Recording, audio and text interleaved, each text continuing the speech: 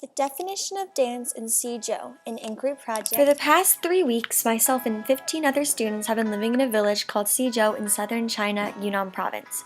Before arrival, we were told to find a topic that is relevant in the village that interests you.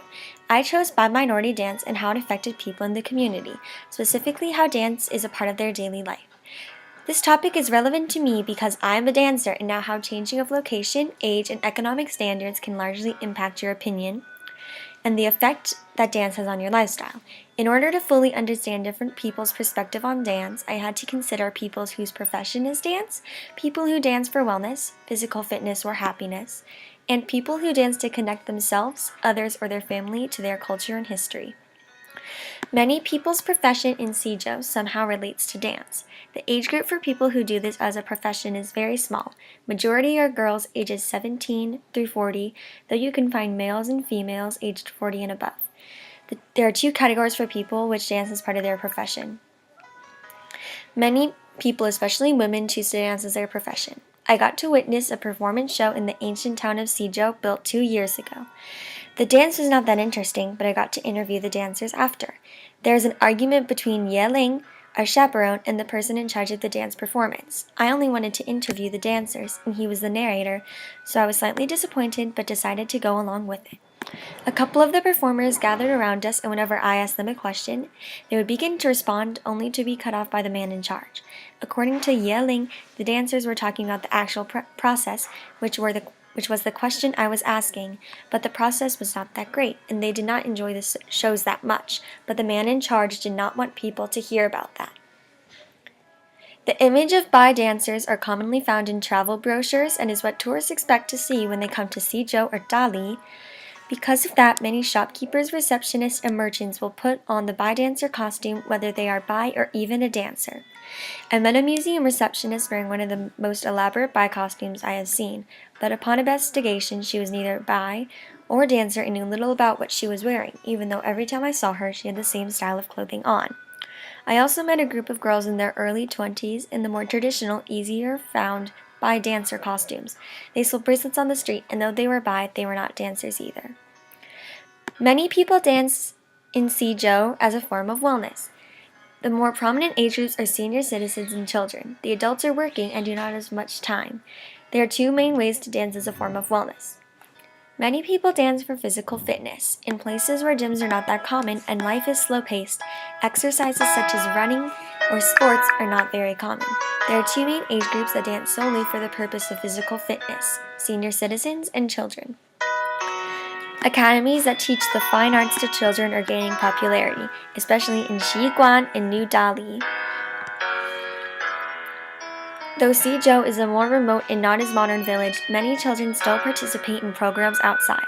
On National Day, October 1st, I got to watch a children's dance performance, something I had not seen in a very long time. Though the children were not aware of it, their dancing was keeping them active, fit, and healthy. All that they think about is having fun, something I, a dancer, can relate to. Senior citizens, especially women, use dance as a form of wellness. I interviewed Miss Duan, one of my favorite people I've met in the village, and she told me a lot about dancing as a physical activity. She used to dance very frequently in groups, but now struggles with arthritis and is undergoing treatment to fix and manage the pain. She said, "When people get older like me, it gets harder to move around. Dance keeps us active," when asked if people dance as a form of physical fitness. Many people dance to be happy.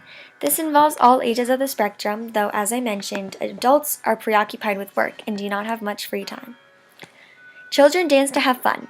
Many times I have walked through Sifangjie, the main square in Suzhou, and seen children dancing on the side of the road, not caring if anyone watches them. When asking Miss Duan about the children in the village, she said, "Most children dance for fun, but these dances do not follow a format and do not have background music. More privileged children also go to academies in more modern places that teach dance and other art forms." Adults rarely have time to dance if it is not their profession. Though this is a contrast to the topic of happiness, it should be duly noted that all performers that I have seen in the 20 through 50-year-old age category are not very happy on or off stage. For most people that dance as a profession, dance was their passion until they overused it and got tired very easily. Most people that use dance as their income source say that they wish they did not choose dance as a profession because then they would like dancing more. Many senior citizens dance for happiness and nostalgia. The best way to portray this piece of evidence is a story of Mrs. Dwan and her dancing journey. When Miss Dwan was a little girl, her mother passed down the art of traditional dancing to her, and Miss Dwan fell in love. She has never danced as a profession, but rather for physical activity, happiness, and to connect her with her culture. She is part of a dancing group that practices every night when the weather is good and performs occasionally. When asked about widely practiced dance, she responded with, "It does not matter. Whatever dance makes you happy, that is what you do." In places such as Suzhou, where the culture and history is very much alive, people often dance to connect themselves, family members, and others to their history and culture. Performances of traditional dance are very common. Most people participate in Bai dancing because it is easy to learn and join in, and also one of the most relevant dances in modern and historical times. For the older generation of the village, mostly females, their mothers or grandmothers taught them traditional dance at a young age to pass down tradition. Many people regard dance as a large part of their culture, especially if they are impacted by dance in everyday life and economically. Though numbers are dwindling, the tradition of practicing historical dance is still passed down in families.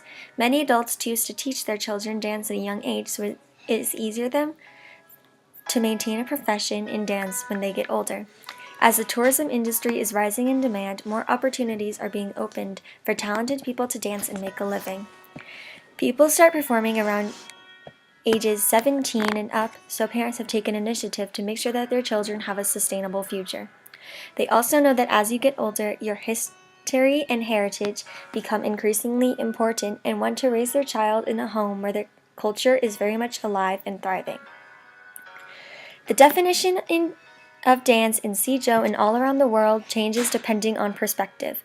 In Suzhou, the main forms of dance in daily life are dancing as a profession for wellness, physical and emotional, and to connect yourself and others to your history and culture.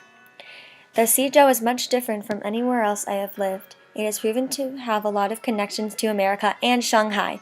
Though the changing of location can change a lot about a culture, the basic opinions about topics that are worldwide generally do not change, and that is something that took me a long time to learn.